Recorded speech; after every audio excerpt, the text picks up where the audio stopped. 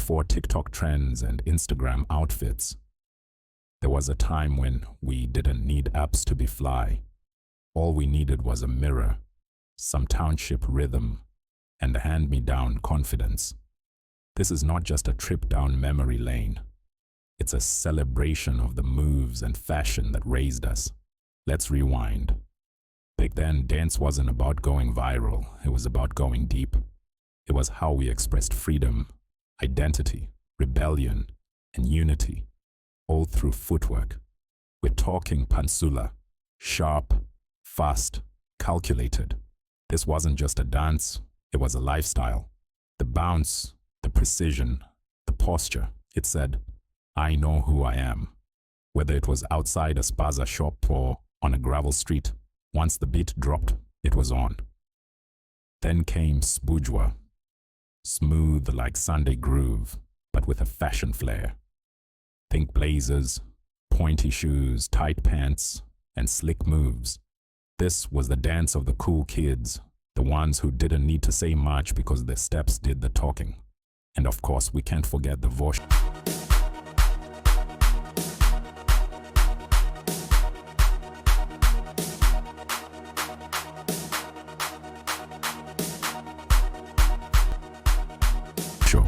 The low squat, the stomp, the explosion of energy. It demanded strength, attitude, and timing. Vosho wasn't for the weak. You had to own it. Some even tore their jeans just to hit it harder. And let's not forget the random freestyle battles at street corners, taxi ranks, and school functions. If you could dance, you were respected. You didn't need status. You just needed rhythm. You became the star of your street without even knowing it. But what was a dope move without a dope outfit? Let's talk fashion, because if you know, you know.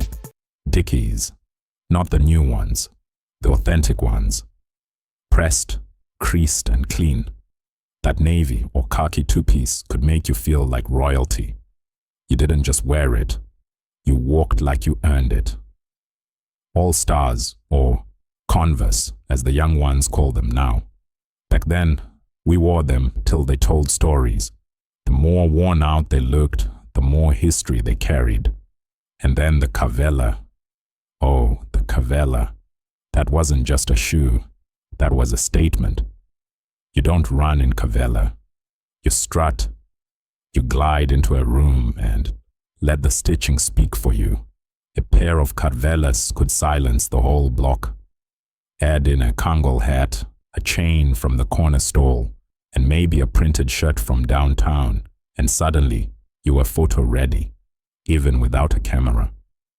Fashion was never about brand names.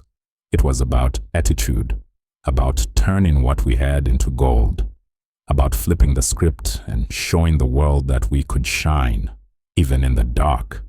Remember how we'd prep for a wedding, a groove, or even a church event like it was a red carpet.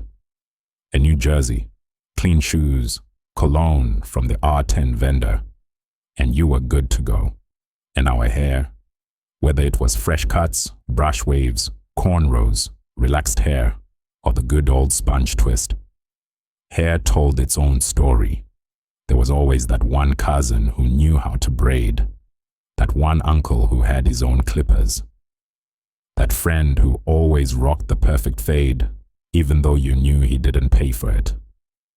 Style was a community effort. Let's not forget how music was part of it all.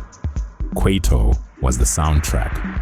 When Mendoza or TKZ came on, you didn't just listen, your whole body responded. You felt the beat in your bones. You heard freedom in every lyric. And you saw the culture in every dance floor.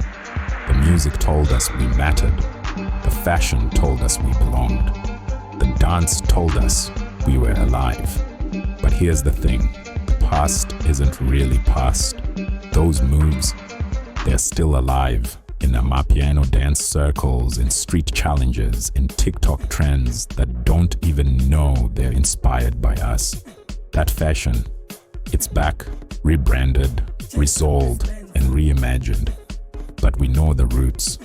Because those styles, those moves, those songs, they didn't just raise us, they shaped us. They reminded us that even with little, we could create something powerful. So let me ask you, what dance move made you feel like the king or queen of the street? What outfit made you believe you could walk into any room and own it? Who taught you how to move? Who inspired your style? Maybe it was your older brother. Maybe it was your mother's church drip. Maybe it was your cousin from the city who came home during holidays. Whoever it was, wherever it happened, hold on to that. Because that is culture. That is legacy. We didn't need a red carpet. We had pavement. We didn't need stylists. We had mirrors and imagination. We didn't need permission. We danced anyway. Today we see our style in music videos, award shows, and fashion runways.